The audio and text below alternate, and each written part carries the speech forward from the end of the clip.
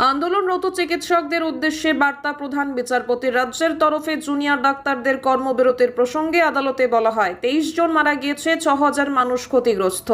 তারা কাজে ফিরছেন না। এই আদালত গত শুনানিতে কাজ শুরু করতে বলেছিল। পুলিশের অনুমতি ছাড়াই যে কোনো জায়গায় প্রতিবাদ জানানো হচ্ছে। 41 জন পুলিশ কর্মী আহত, একজন পুলিশের চোখ নষ্ট হয়ে গিয়েছে। চিকিৎসকদের আইনজীবী তখন জানান জুনিয়র ডাক্তারদের হুমকি দেওয়া হচ্ছে। তবে প্রধান বিচারপতি চন্দ্রচূড় জানিয়ে দিয়েছেন চিকিৎসকদের অবিলম্বে কাজে যোগ দেওয়া উচিত।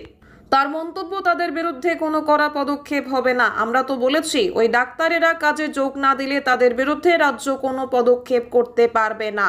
প্রধান বিচারপতি জানিয়েছেন আগামীকালের মধ্যে ডাক্তারদের কাজে যোগ দিতে হবে। তাদের বিরুদ্ধে কোনো পদক্ষেপ করতে পারবে না রাজ্য। তাদের প্রয়োজনীয় সুযোগ সুবিধা জেনে পদক্ষেপ করতে হবে রাজ্যকে।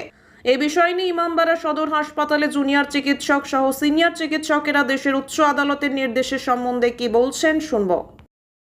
সুপ্রিম কোর্ট একটা নির্দেশ দিয়েছে আগামীকাল বিকেল 5টার মধ্যে সমস্ত জুনিয়র চিকিৎসক যারা কর্মবিরতি ছিল তাদেরকে কাজে ফেরার নির্দেশ দিয়েছে। কি বলবেন?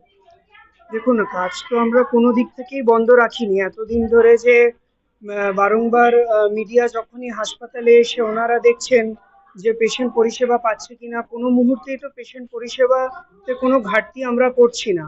আমরা এমার্জেন্সি এবং নন এমার্জেন্সি সব ব্যবস্থাই আমাদের সবকিছুই চালু আছে।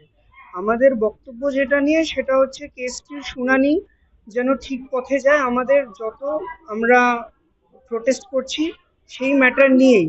আমরা কোনো রকম কর্মবিরোধী নিয়ম আমরা পালন করে যাচ্ছি না শুরু থেকে শেষ পর্যন্ত।